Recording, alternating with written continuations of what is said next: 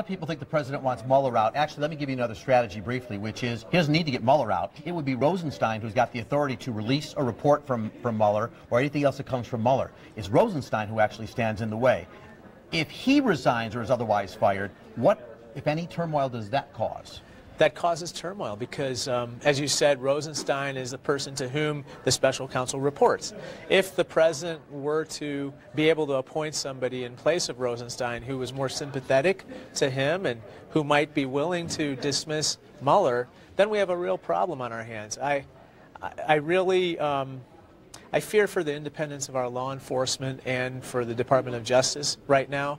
I think that the good people of the FBI and the DOJ are really under attack. They're under assault. We have to protect them even as we protect the integrity and institutions of our government. Got a related issue, at least related to me. And by the way, can I just say one thing? We're totally taking our eye off the ball of the real threat. The Russians, as we speak, are trying to meddle in our democracy, even our 2018 elections. And when we try to protect the machinery of our elections from Russian attack, we're stonewalled by the Department of Homeland Security. And you and Senator Tammy Duckworth have written a letter demanding that information regarding that. Yes. Well, it's funny you went there because my next question was, as I recall, the Senate 98-2 and the House, with only like 3 negative votes, all said sanctions against Russia for what they did in 2016. The Trump White House said, nah, that was to be a deterrent. They're not doing anything. We're good to go. What are you guys going to do about it?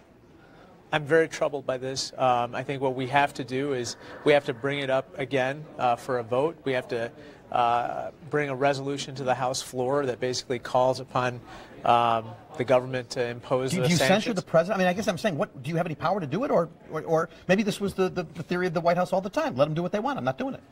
Well, look, I think that elections have consequences. We know what the consequences of the last election were.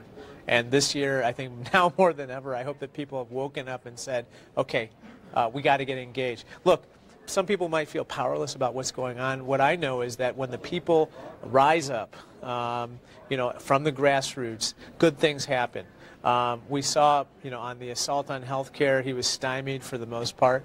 There have been other similar instances where we've managed to do the right thing because of, you know, grassroots activity.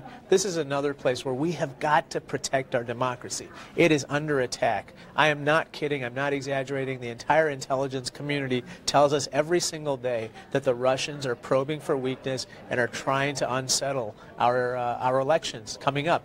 Remember, the midterms are already here. I think the elections in a lot of states begin starting in February and March. And so, you know, we have to get our act together. All right.